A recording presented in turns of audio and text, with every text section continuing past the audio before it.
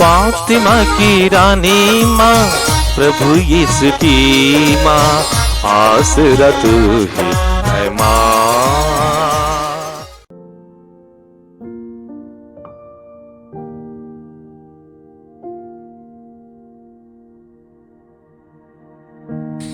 पहला पाठ नबी होशिया का ग्रंथ, अध्याय 6, पद संख्याएं 1 से 6 तक।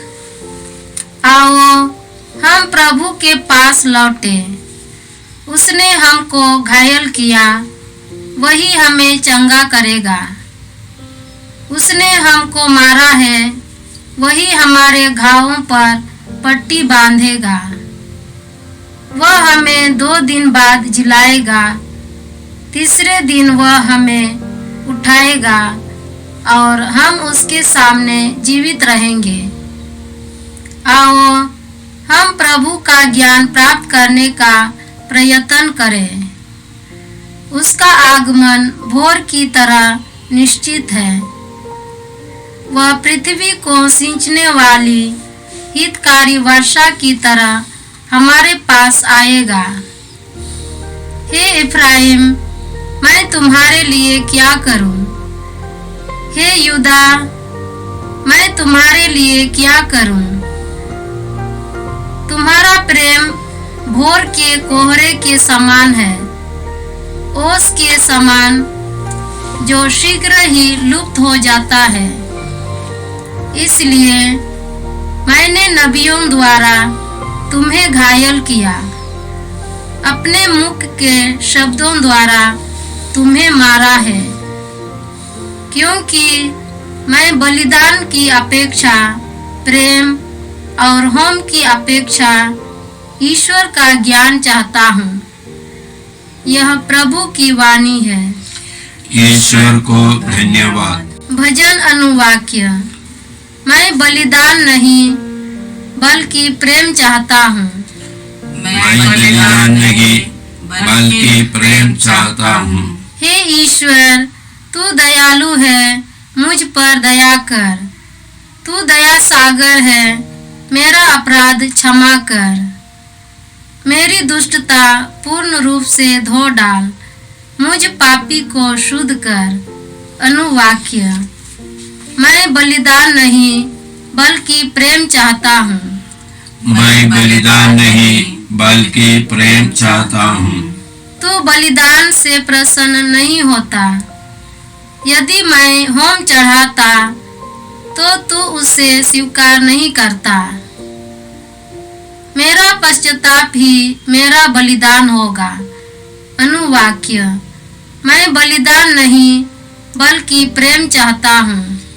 मैं बलिदान नहीं बल्कि प्रेम चाहता हूँ। हे प्रभु, सियोन पर दया दृष्टि कर। तू यरूशलेम की 4 दीवारी फिर बनवा। तब तू योग्य बलिदान, होम तथा पूर्णाहुति स्वीकार करेगा। अनुवाक्य। मैं बलिदान नहीं बल्कि प्रेम चाहता हूँ। मैं बलिदान नहीं बल्कि प्रेम चाहता हूँ। जय घोष। अपना हृदय कठोर ना बनाओ, प्रभु की वाणी पर ध्यान दो। प्रभु आप लोगों के साथ हो और आपकी आत्मा के साथ। संत लूकस के अनुसार पवित्र सुसमाचार। हे प्रभु तेरी महिमा हो। अध्याय 18 पद संख्याएं 9 से 14 तक। कुछ लोग बड़े आत्मविश्वास के साथ अपने को धर्मी मानते और दूसरों को तुच्छ समझते थे। यीशु ने ऐसे लोगों के लिए यह दृष्टांत सुनाया।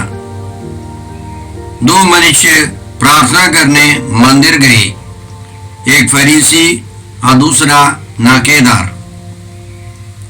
फरीसी तनकर खड़ा हो गया और मनहीन मन इस प्रकार प्रार्थना करता रहा। ईश्वर, मैं तुझे धन्यवाद देता हूँ कि मैं दूसरे लोगों की तरह लोभी, अन्यायी, व्यभिचारी नहीं हूँ और न इस नाकेदार की तरह ही। मैं सप्ताह में 2 बार उपवास करता हूँ और अपनी सारी आय का दशमांश चुका देता हूँ। नाकेदार कुछ दूरी पर खड़ा रहा। उसे स्वर्ग की ओर आंख उठाने तक का साहस नहीं हो रहा था। वह अपनी छाती पीट पीट कर यह कह रहा था, ईश्वर मुझ पापी पर दया कर। मैं तुमसे कहता हूं, वह नहीं बल्कि यही पाप मुक्त होकर अपने घर गया। क्योंकि जो अपने को बड़ा मानता है वह छोटा बनाया जाएगा, परंतु जो अपने को छोटा मानता है वह बड़ा बनाया जाएगा। प्रभु का सुसमाचार। हे ख्रीस्त तेरी स्तुति हो। जय यीशु क्रिस में प्रिय भाई और बहनों, आज का पहला पाठ नबी होसेया के ग्रंथ से है। अध्याय 6 पद संख्याएं 1 से 6 तक। इसमें हर एक वचन हमारे लिए बहुत महत्वपूर्ण है। हमने इस प्रकार सुना, आओ हम प्रभु के पास लौटे। उसने हमको घायल किया, वही हमें चंगा करेगा। उसने हमको मारा है, वही हमारे घावों पर पट्टी बांधेगा। वह हमें 2 दिन बाद जिलाएगा, तीसरे दिन वह हमें उठाएगा और हम उसके सामने जीवित रहेंगे। 3 दिन के बाद वह हमको उठाएंगे। यह बाइबल पंडितों के अनुसार पहली बार भविष्यवाणी है यीशु के पुनरुत्थान के बारे में। यीशु मारे जाएंगे, मुक्तिदाता मारे जाएंगे और तीसरे दिन जी उठेंगे। और इस भविष्यवाणी के अनुसार हम जानते हैं यीशु जी उठे हैं। इस दुनिया के सबसे महान चमत्कार में यह सबसे महान है। प्रभु यीशु ने बहुत सारे चमत्कार किए, लेकिन अपने शरीर को देकर सबसे बड़ा चमत्कार पवित्र आत्मा की शक्ति से पिता ईश्वर ने किया है, वह यीशु का पुनरुत्थान है। यदि यीशु नहीं जी उठे तो हमारा विश्वास बेकार है, हमारा जीवन बेकार है। लेकिन सचमुच प्रभु यीशु जी उठे हैं, इसलिए हम पिता ईश्वर को धन्यवाद देते हैं। इसलिए हम उस पुनरुत्थान में विश्वास कर, अनंत जीवन में विश्वास कर आगे बढ़ते हैं। इस भविष्यवाणी के बाद ईश्वर ने नबी होसेया के द्वारा हमको समझाया, आओ हम प्रभु का ज्ञान प्राप्त करने प्रयत्न करें। प्रभु का ज्ञान प्राप्त करना सबसे महत्वपूर्ण है। हमारे जीवन का सबसे महत्वपूर्ण कार्य है प्रभु का ज्ञान प्राप्त करना। उसका आगमन भोर की तरह निश्चित है। वह पृथ्वी को सींचने वाली हितकारी वर्षा की तरह हमारे पास आएगा। इसलिए हम विश्वास करते हैं कि इस दुनिया के अंत में यीशु हमारा न्याय करने आएंगे। साथ साथ हर एक व्यक्ति के जीवन के अंत में प्रभु यीशु हमारा न्याय करेंगे। वे आएंगे, हमको उनके सामने खड़ा होना पड़ेगा। उनका आगमन निश्चित है। आगे नबी के द्वारा ईश्वर कहता है, एफ्रेम मैं तुम्हारे लिए क्या करूं, यहूदा मैं तुम्हारे लिए क्या करूं। तुम्हारा प्रेम भोर के कोहरे के समान है, वो उसके समान जो शीघ्र ही लुप्त हो जाती है। इसलिए मैंने नबियों द्वारा तुम्हें घायल किया, अपने मुख के शब्दों द्वारा तुम्हें मारा है, क्योंकि मैं बलिदान की अपेक्षा प्रेम और होम की अपेक्षा ईश्वर का ज्ञान चाहता हूं।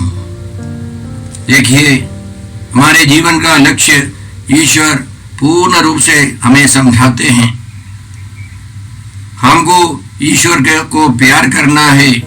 ईश्वर हमसे प्रेम चाहता है और प्रेम के अलावा ईश्वरीय ज्ञान में हम बढ़ते जाए। तो भाई और बहनों, इस 40 काल में हमको बाइबल पढ़ने का, समझने का, समझने का समय है। विशेष प्रार्थना करने का समय है। परहेज और उपवास कर दूसरों की सेवा करने का, विशेष सेवा करने का समय है। तो हम अपने को धन्य समझते हैं क्योंकि प्रभु यीशु जी उठे हैं।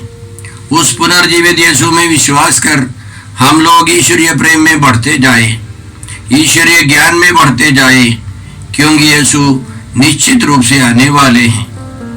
आज का सुसमाचार संत लूकस के सुसमाचार से है। अध्याय 18 पद संख्याएं 9 से 14 तक। इसमें हमने सुना, यीशु ने एक दृष्टांत सुनाया। वह दृष्टांत उन लोगों के लिए था जो अपने को बड़ा मानते थे, आत्मविश्वास के साथ अपने को बड़ा मानते थे और दूसरों को तुच्छ समझते थे। तो यीशु ने कहा, एक फरीसी प्रार्थना करने मंदिर गया। फरीसी लोग अपने को बहुत बड़े मानते थे, बहुत दिखावा करते थे और नाकेदार भी गया प्रार्थना करने। नाकेदार समाज में मूल्यवान नहीं है, तिरस्कृत है।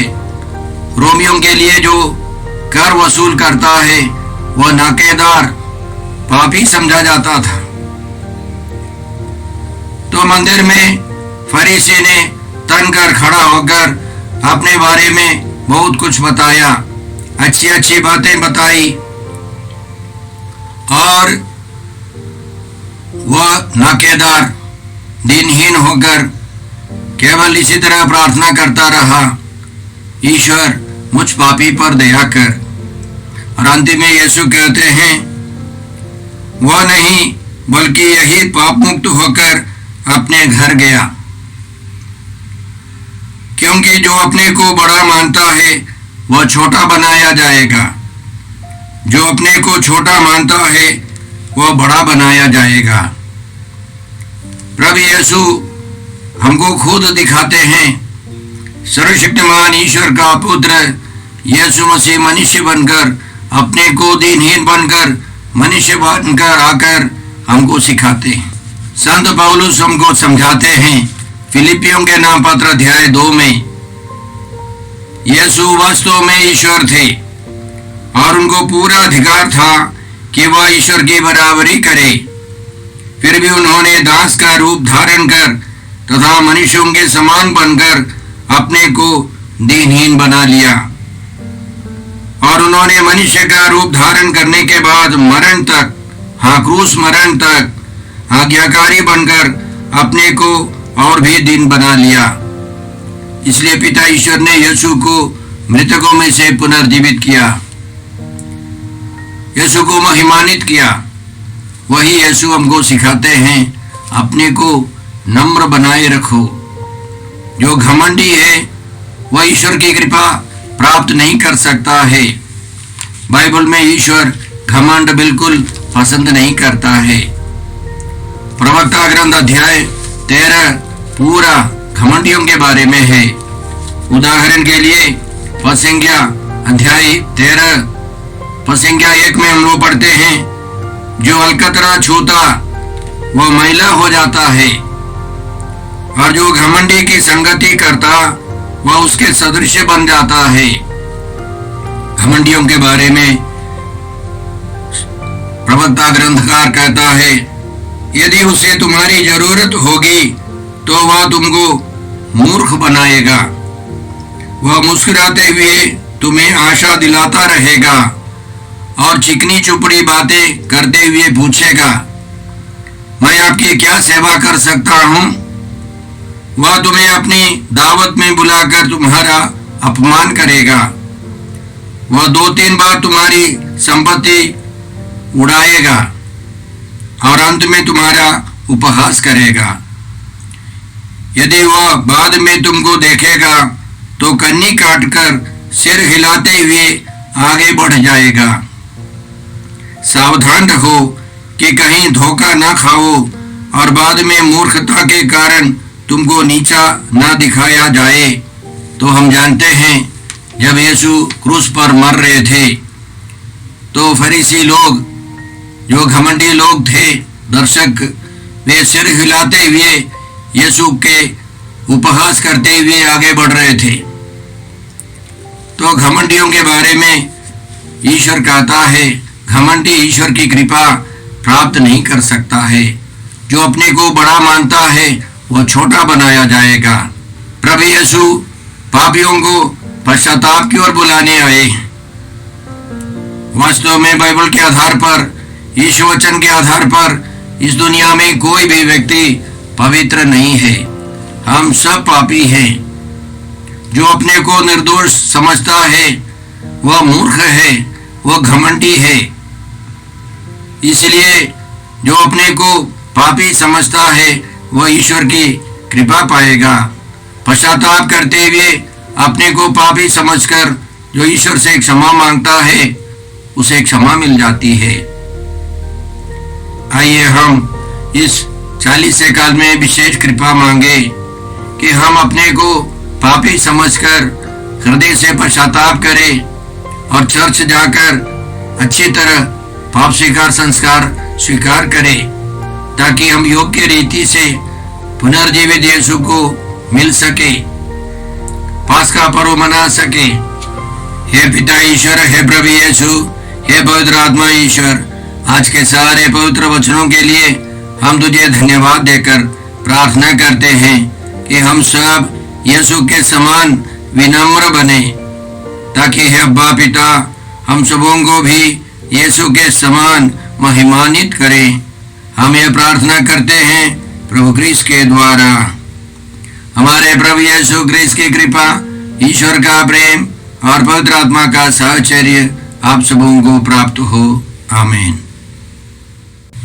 यीशु क्रिस्त में प्रिय भाई और बहनों, प्रभु यीशु ने हमें आदेश दिया है संसार के कोने कोने में जाकर सारी सृष्टि को सुसमाचार सुनाओ। सुसमाचार सुनने के लिए और सुनाने के लिए एक अच्छा मौका है।